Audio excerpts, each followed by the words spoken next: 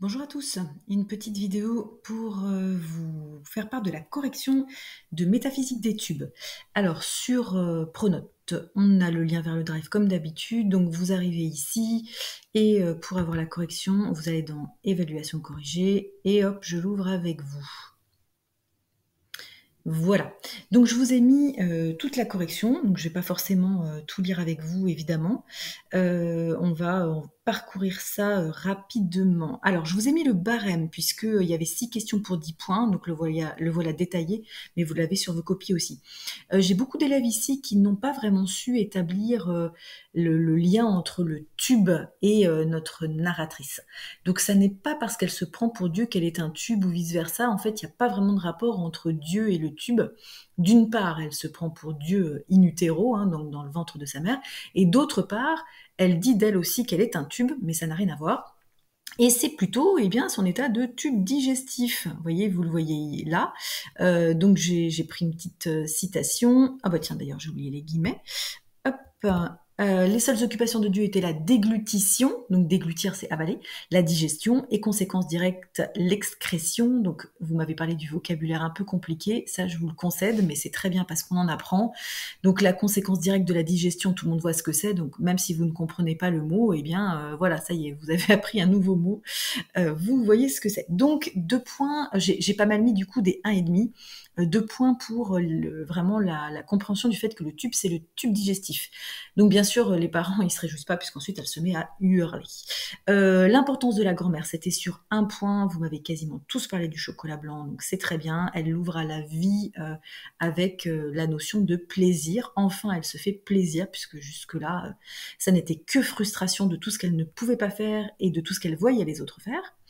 Ensuite, donc les relations avec Nishio-san et Kashima-san. Donc on a 2 points. Donc les deux nounous, elles sont totalement à l'opposé l'une de l'autre en termes de l'amour qu'elle porte à Amélie. Donc Nishio-san, pardon, l'aime comme sa fille, et l'autre nounou, elle est bloquée dans ses émotions, de tout son ressentiment, de toute sa haine même on peut dire envers les Occidentaux en général, donc les Belges. Là, dans ce cas-là, puisqu'elle travaille chez des Belges, on comprend bien, hein, enfin, du coup, je raconte un petit peu l'histoire, on comprend bien que elle a perdu toute sa vie d'avant, hein, où elle était aristocrate, et donc elle n'avait besoin de rien, elle était riche, etc. Et donc, on peut se mettre à sa place, bien entendu, hein, elle travaille chez les descendants des gens qui sont responsables de sa déchéance, donc c'est forcément très difficile pour elle. Et elle n'a pas la générosité, comme Nisho-san, de réfléchir et de faire la part des choses. Voilà, les exemples, je vous en ai cité, vous les voyez, donc il fallait aussi mettre les exemples pour avoir les 2 points. Ce que symbolisent les carpes au Japon, donc 2 points, donc ce sont les garçons, hein, on est bien d'accord, vous l'avez tous dit. Qu'est-ce qu'elle pense de ces poissons? Elle les déteste. Et alors, comme en plus elle aime pas les garçons, parce qu'elle se fait embêter sans arrêt par Hugo et par son frère, du coup, le fait que le poisson soit laid, que ça représente les garçons, que par ailleurs elle n'aime pas, bon bah tout ça fait que vraiment elle a une aversion pour ces poissons. Et en plus, donc elle se demande quand tombe le mois des filles, et elle apprend qu'il y en a pas. Et ben voilà, ça achève de la mettre en colère. Le no. Alors j'avais mis cette question sur 1 point seulement parce que c'était peut-être une question un peu compliquée. J'ai détaillé bien plus évidemment hein, que ce que j'avais besoin que vous disiez. Donc pour avoir les 1 point, il fallait simplement dire que c'est un chant traditionnel. Et non pas un chant et une chanson, c'est pas tout à fait la même chose, hein, soyez précis dans votre vocabulaire. Donc c'est un chant traditionnel qui est presque vécu même comme un opéra, puisqu'on chante et on danse en même temps, on bouge sur scène, et c'est donc comme du théâtre, hein, ça vous l'avez compris aussi. Et alors les circonstances, c'est quand même très rigolo. Personne ne m'a cité ce passage dans son passage préféré ou le plus drôle, ou voilà. Moi, ça m'a quand même bien amusé quand je l'ai lu. Donc vous avez compris que le pauvre ambassadeur du Japon, le père d'Amélie, est donc interviewé, si on peut dire, enfin on lui demande ce qu'il pense de cet art tout à fait obscur qu'est le no, puisque ça ressemble à un chant plaintif vraiment très désagréable pour quelqu'un qui n'a pas l'oreille habituée. Et donc forcément, le pauvre, il sait pas quoi dire. Et comme ce qu'il dit, c'est nul, c'est donc ce qui s'appelle une platitude, hein, c'est quand c'est tout plat, et bien la traductrice qui a pitié de lui n'ose pas traduire ça, et traduit eh bien ce que penserait un japonais qui adorerait le no, hein, c'est ce qu'on comprend, donc une analyse est très fine, enfin ce passage est vraiment drôle. Du coup, le maître du no ouvre des yeux immense et se dit waouh, c'est un occidental qui a tout compris. Bref, de ce quiproquo ou malentendu va naître eh bien une grande conséquence, c'est que le pauvre papa d'Amélie Nothomb va devoir se lever à pas d'heure tous les matins, sauf le samedi, pour aller prendre des cours de no. N'empêche que il y arrive, et donc ça prouve bien qu'il avait du potentiel, et ensuite, bien entendu, ce sera quand même une fierté pour lui, une fierté pour toute sa famille d'ailleurs, même si, comme on le dit bien, Amélie Nothomb ne se mit à apprécier le no que bien plus tard, puisque a priori c'est quand même très très très long et ennuyeux. Donc ça, c'était sur un petit point. Sur 2 points, ah bah tiens, je l'ai pas mis non plus. Dernière question, donc sur 2 points. Qu'est-ce qu'elle souhaitait avoir? Elle souhaitait avoir un éléphant en peluche. Alors certains m'ont dit un éléphant tout court. Attention, hein, en peluche, parce qu'il y a quand même une petite différence. Et donc elle a 3 carpes vivantes. Alors on sait de quoi est né ce nouveau malentendu. C'est qu'elle trouve les carpes tellement laides qu'elle demande à voir s'il n'existerait pas d'autres poissons. Et donc elle demande à aller à l'aquarium. Et donc ses parents interprètent ça comme un intérêt grandissant pour les carpes, alors que pas du tout. Mais comme on sait bien, elle ne parle pas forcément, elle a moins de 3 ans, elle parle peu, on va dire, elle n'exprime pas tout ça, et donc, eh bien voilà le malentendu. Donc elle est très déçue évidemment, mais elle ne le dit pas, ça vous m'avez très bien mentionné ça dans vos copies, elle ne dit rien, encore une fois, ce qui entraîne des conséquences, parce que du coup elle les nourrit, et puis s'en suivra donc le fait qu'elle en perd carrément l'appétit, et puis elle va tomber dans le bassin, et donc c'est sa deuxième noyade, si on peut dire, et sa première tentative de suicide vraiment. Alors, grosso modo, pour les questions, vous avez franchement bien répondu. D'ailleurs, la moyenne de classe est très bonne dans l'ensemble. Pour le passage rédigé, donc je vous ai mis ici les 10 points s'articulent, donc j'ai pris en compte le niveau de détail de ce que vous avez raconté. Donc certains ont raconté une quinzaine de lignes sur un seul événement que vous avez donc très bien détaillé, et d'autres ont raconté plusieurs événements, donc peut-être un petit peu moins détaillés, mais sont arrivés tout de même à la quinzaine de lignes. Donc je notais le niveau de détail et bien sûr le fait que vous arriviez ou non à écrire cette quinzaine de lignes, et puis ensuite, bien entendu, votre capacité à organiser vos propos, c'est-à-dire ne pas passer d'une idée à une autre sans liaison, et puis votre niveau d'expression écrite qui prend en compte comme d'habitude votre orthographe, mais aussi la construction de vos phrases. Alors, à propos, on va ici écrire 3 fois rien sur l'orthographe. J'ai lu forcément beaucoup de phrases du type ce qui m'a étonné est ta. Donc le passage qui m'a étonné ou quelque chose comme ça. Et puis j'ai aussi beaucoup lu, donc par exemple Nishio-san l'a sauvé. Là étant Amélie.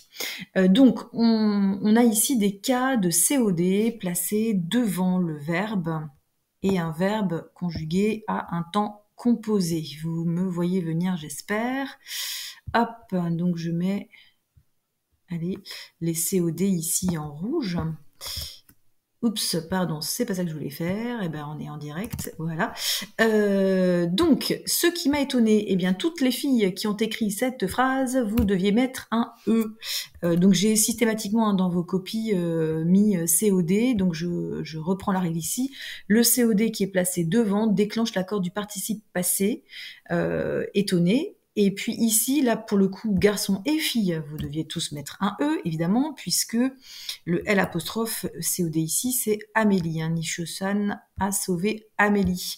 Donc cet accord n'est pas parce que Nishio-san est une femme, hein, mais bien parce que Amélie ici est féminin. Voilà, donc j'en ai corrigé pas mal. Et autre chose, vous avez aussi écrit beaucoup ce type de phrase. Par exemple, c'est triste qu'elle meure. Ça, c'est quand Amélie était en train de se noyer, soit dans la mer, soit dans le bassin. Alors, attention, si on transforme cette phrase avec un autre verbe, c'est triste qu'elle soit tombée, ou c'est triste qu'elle fasse quelque chose qu'elle n'a pas envie de faire, nourrir les carpes. Là, vous entendez mes subjonctifs. Hein. C'est triste qu'elle soit tombée, c'est triste qu'elle fasse. Donc ici, c'est un subjonctif aussi.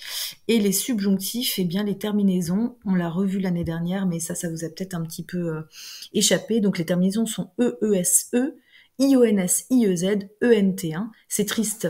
que je meure, que tu meurs, qu'il meure, que nous mourions, que vous mouriez, qu'il meure. Voilà, pour un verbe pas très gai. Donc on peut confondre évidemment les graphies M-E-U-R-T et M-E-U-R-E. Voilà ce que j'ai noté. Ensuite, pour reparler des noyades, parce que vous m'avez dit que vous aviez été choqué par certains passages. Alors vous avez bien remarqué qu'Amélie Nothomb fait de la provocation tout le temps, elle adore ça. La provocation majeure, mais vous en reparlerez avec Madame Abdallah, c'est qu'elle prétend écrire une autobiographie sur ses 0 à 1 an. Ah, pardon, sur ses 0 à 3 ans, encore on pourrait dire même sur ses moins 1 mois à 3 ans, ce qui est parfaitement impossible. Donc à partir du moment où on établit ce fait, elle s'amuse à raconter ses 0 à 3 ans, et donc à partir du moment où on s'amuse, on peut dire n'importe quoi, y compris choquer son lectorat, c'est nous le lectorat, les lecteurs, et c'est ça qui est drôle. Au sujet donc de la noyade et du fait que les Japonais laissent les gens mourir. Donc on l'a 2 fois ça, on l'a quand elle se noie dans la mer et quand elle se noie dans son bassin. Je voulais revenir là-dessus pour que vous compreniez bien ce principe japonais qui peut paraître monstrueux. Donc il est écrit clairement dans le livre que si un Japonais sauve quelqu'un, le quelqu'un en question lui doit la vie. Et cette dette est tellement énorme que personne ne voudrait la donner, si on peut dire. Donc il vaut mieux laisser quelqu'un mourir, comme ça cette personne ne vous doit rien, plutôt que de la sauver et qu'elle vous doive la vie. Parce que devoir la vie, apparemment au Japon, ça doit avoir une signification énorme et très pesante. Peut-être que ça veut dire que quand on doit la vie à quelqu'un, on doit exécuter toutes ses volontés, toute sa vie et être pratiquement transformé en esclave. Donc là, on n'a pas toute la culture japonaise, et moi non plus, hein, pour expliquer ce point, mais c'est à peu près de ça qu'il s'agit. Donc vous m'avez écrit que vous aviez été parfois très content de faire un petit tour dans la culture du Japon. Et bien voilà, effectivement, un point intéressant à relever. Voilà, et bien écoutez, la vidéo est terminée, donc elle est pédagogique. Pour tout ce qui est pédagogique, ça restera sur YouTube, et pour le reste des nouvelles, allez plutôt sur mon compte Instagram où se trouve également la pétition. À bientôt en vidéo.